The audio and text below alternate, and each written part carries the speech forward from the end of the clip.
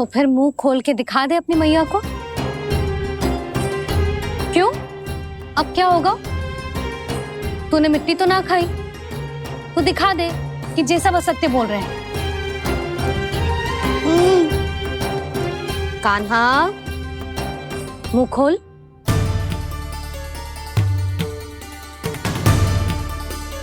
मुंह खोल लल्ला, मुंह खोल के दिखा। दिखा मैया को। आ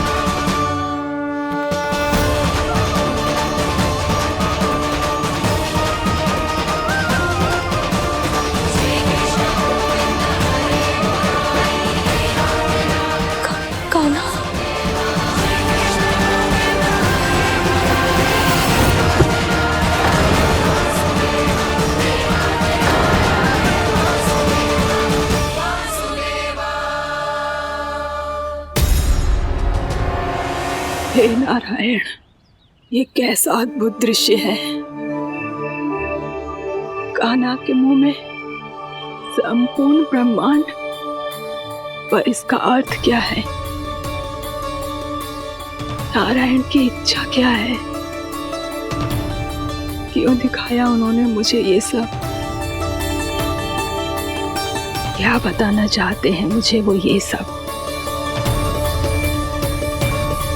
कुछ ना कुछ कारण तो अवश्य है। लगता है मुझे मेरे इन प्रश्नों का उत्तर मेरे कान्हा के पास जाके ही मिलेगा।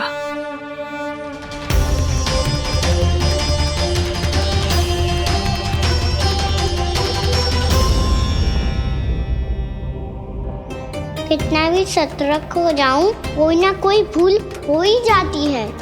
पिछली बार तो बाबा ने संभाल लिया था, अब मैया क्या करेगी? छोटी माँ, कान्हा क्या हो गया इधर?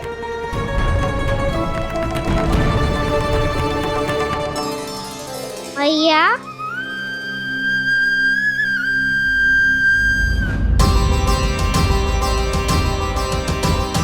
उठ जाओ ना मैया।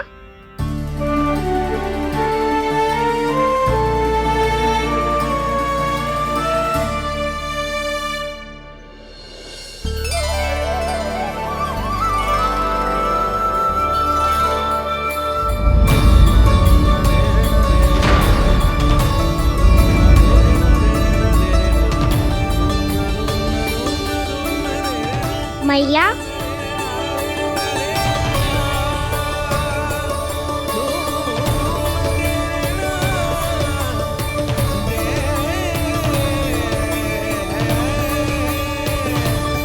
कान्हा, कान्हा,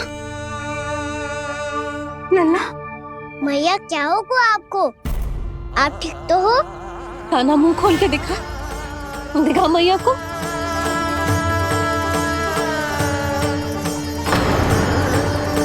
इसमें तो बस मिट्टी है, तो जो मैंने देखा वो क्या था? स्वप्न था मेरा या कोई भ्रम हुआ था? हाँ लल्ला, इससे पहले कि मैया मेरे सत्य समझ जाए, मुझे स्थिति को संभालना होगा। मुझे क्षमा कर दो मैया, आपको दुखी करो मैंने, पर मैं सच्ची कह रहा था, मैं मिट्टी ना खाई, बस भूदेवी का प्रसाद ही खाया था। आप कहोगे तो आगे से ना खाऊंगा, सच्ची।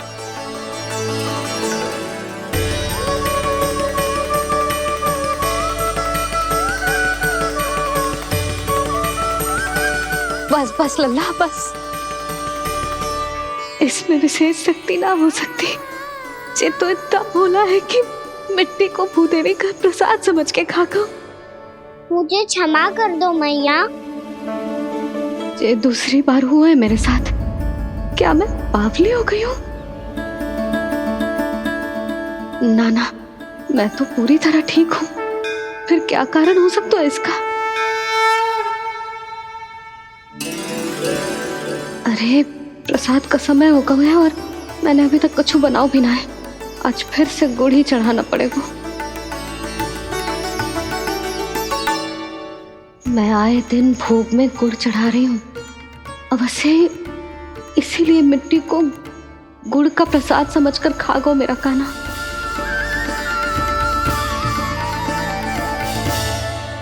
मैं समझ गई लल्ला, वो अकेले बैठ के मिट्टी क्यों खा रहा था। चल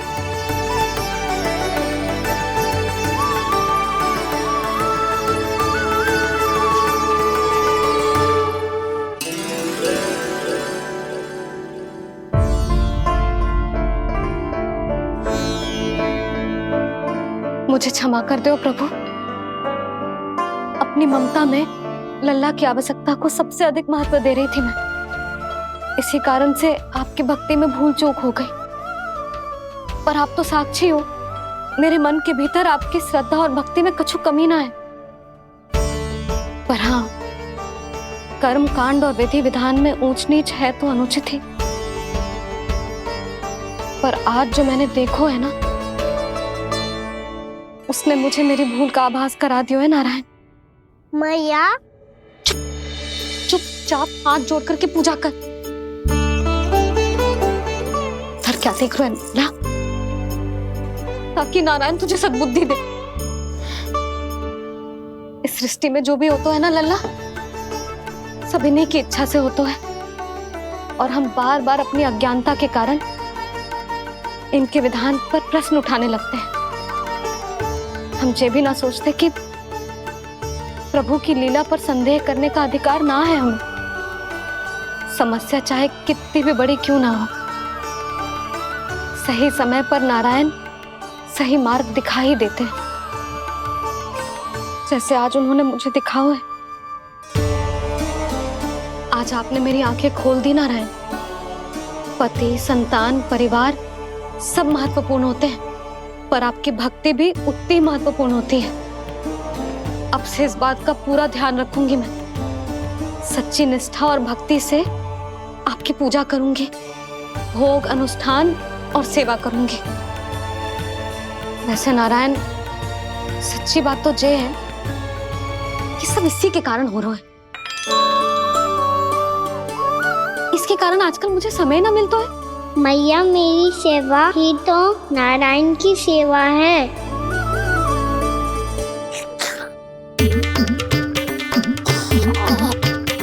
मुस्कुरा क्यों रहे रे? हाथ जोड़ प्रार्थना कर कि नारायण तुझे भी सही समय पर सही मार्ग दिखाएं, ताकि तुझे मिट्टी वाली भूल दोबारा ना दोहराए। हाथ जोड़। आपको मुझे भी सही मार्ग दिखाना होगा प्रभु।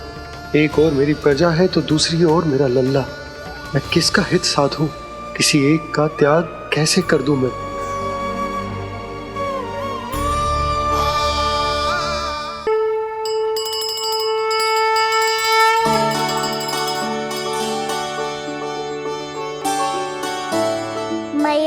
प्रसाद दो ना। क्यों? मिट्टी ना खानी? नहीं। लल्ला, आज के बाद मिट्टी को गुड़ समझने की भूल मत करियो, समझ आई?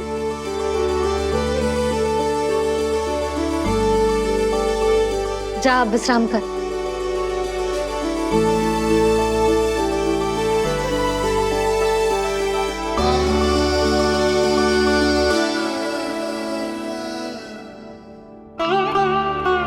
आप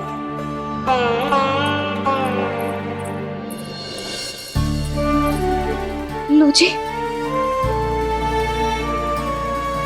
मुझे ना आपसे बहुत महत्वपूर्ण बात करनी है। मेरे साथ आओ, चलो। बहुत आवश्यक बात करनी है। बैठो, बैठो जी। सुनो जी, आप विश्वास ना करोगे आज मेरे साथ क्या हुआ है। पर पहले ये बताओ, आप मेरा उपहास ना उड़ाओगे ना, पिछली बार के जैसे?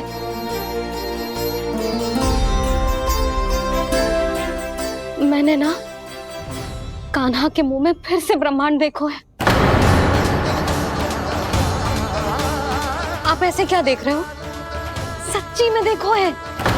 और इतना ही ना, मैंने तो ये भी देखो कि श्री नारायण गोकुल में हर स्थान पे है, जहां देखो वही नारायण। ये तो इसी बात का संकेत है यशोदा के आज गोकुल वासियों को नारायण के आशीर्वाद और सहायता की आवश्यकता है। इसका क्या अर्थ है? और आप इतनी चिंता में क्यों लग रहे हो? उस व्यापारी ने हमारे गोकुल वासियों के साथ छल किया है यशोदा। जानबूझकर उसने सभी को लोग के जाल में फंसायो, और ये सब उसने कियो है किसी और के लिए। किसके लिए? बताओ जी, किसके लिए? कंस के लिए। कंस के लिए।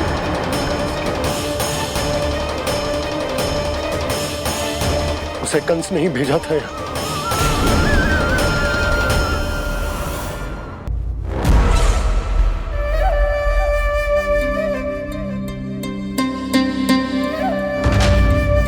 क्या देख रहे हो? तुम इसके योग्य हो परमानंद। अपनी बुद्धिमत्ता, चतुराई और कुशलता से तुमने इसे अर्जित किया है। महाराज की जय हो। महारानी प्राप्ति महारानी हस्ती। हमें तो लगता है कि परमानंद को हमारे मंत्रिमंडल में होना चाहिए। परमानंद, जिस प्रकार तुमने गोकुल वासियों को अपनी चतुराई के चक्रव्यूह में फंसा दिया है, अद्भुत था वो, अद्भुत। आप बस आज्ञा दीजिए महाराज, ये सेवक पालन करेगा। आज गोकुल आपके चरणों के नीचे आ गया है। कुछ ही समय में पूरा संसार आपके पैरों तले होगा।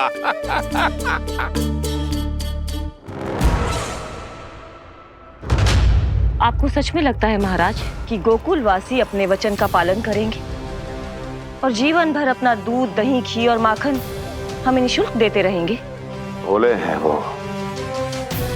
भक्त हैं, और यही उनकी सबसे बड़ी दुर्बलता है। और यही दुर्बलता उन्हें विवश कर देगी। और उससे भी आनंद की बात है ये कि उनका राजा नंद अपनी प्रजा को जीवन भर कष्ट सहते देख नहीं पाएगा और दौड़ता हुआ, भागता हुआ यहां आएगा मेरे चरणों में, अपने उस पुत्र के साथ। पर वो तो महाराजा है ना, उसे कुछ कमी है क्या? फिर हमारे भोले भाले गोकुल वासियों को क्यों फंसा रहे हैं जी? ना ना, बात कुछ और है। सच्ची सच्ची बताओ, क्या चाहता है वो? कहीं बाबा ये ना बता दे कि कंस मामा ने यह सारा छल मुझे मथुरा बुलाने के लिए रचा है। मैया की ममता भय में बदल जाएगी। ऊपर से देखो तो बस दूध, दही, माखन का छोटा सा छल है, पर इसके पीछे कोई बहुत बड़ा षड्यंत्र छुपा है इसका। आप जानते हो ना क्या है? मुझे ना बताओगे? बताओ बताओ जी। यशोदा वो चाह तो है कि मैं दरबार में जाऊं और साथ ले जाऊं। साथ ले जाओ? बाबा क्या कर रहे हो, संभालो। किसे साथ ले जाऊं? गांव वालों की दया की पुकार को, उनकी सहायता की गुहार को। उसने कहलवाई है कि मैं हाथ जोड़कर उसके सामने विनती करूं, तभी वो गांव वालों को निःशुल्क उत्पाद देने की व्यवस्था से मुक्त करेगा। अब मुझे समझ ना आ रहा कि मैं क्या करूं। जब हमें कछु समझ में ना आए ना, तो सारी चिंता श्री नारायण पर छोड़ देनी चाहिए जी। तुम सत्य कह रही हो यशोदा, सारी चिंता नारायण पर ही छोड़ देनी चाहिए। अब वही मार्ग दिखाएंगे। जिस सारी गोपियों पर तो बड़ा संकट आ गया जी। अब तो इनका मन भी करेगा तो हिचक के बारे मेरे पास ना आएंगी।